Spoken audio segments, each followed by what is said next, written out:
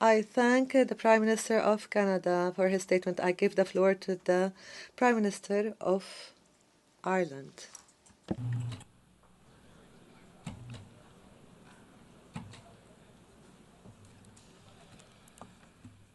Presidents, co-chairs, may I begin by thanking France and the Kingdom of Saudi Arabia for convening us today, and I commend them for their leadership on this most vital of issues. Those of us gathered here know that the only viable option to deliver a peaceful future for Israel and for Palestine is a two-state solution. At this most critical juncture, we must continue to put our full political weight behind it.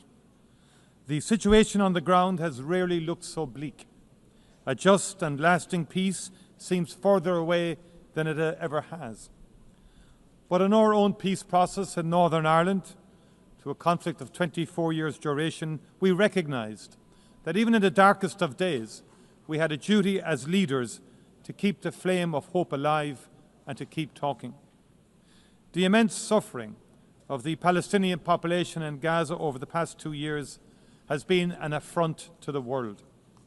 It has horrified people around the world, nowhere more than in Ireland, where people have been moved to sorrow and to anger.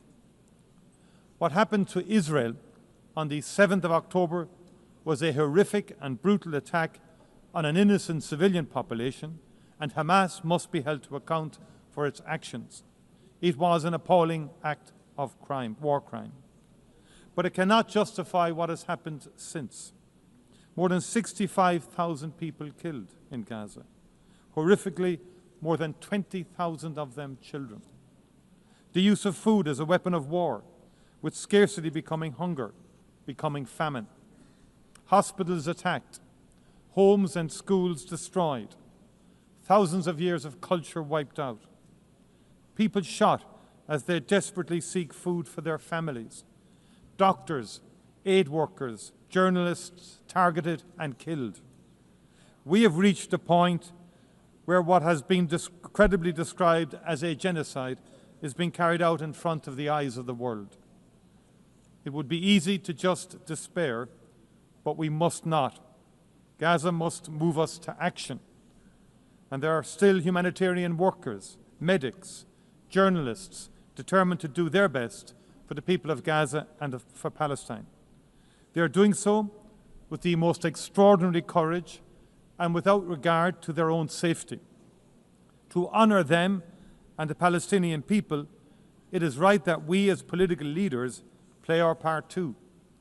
And the only way to end the appalling cycle of violence is to forge a political path. And the only credible destination is a two-state solution, with Israel and Palestine living side by side in peace and security. And that is why Ireland last year, with Spain, Norway and Slovenia, recognised the State of Palestine.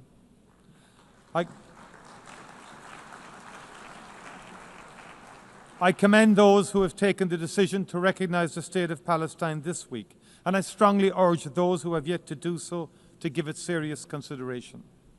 We know that there are people, including in the Israeli government, who are working daily to make that outcome impossible.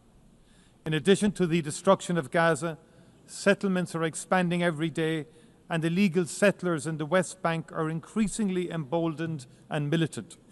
If we do not move now to protect the two-state solution, if we do not work to build a process through which it can be achieved, there may never be another opportunity. That must not be our legacy to future generations. Ireland is ready to play its part, and I look forward to our continuing steadfast cooperation.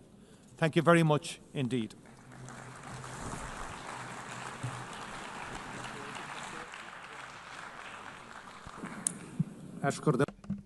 I thank His Excellency for his statement, and I now give the floor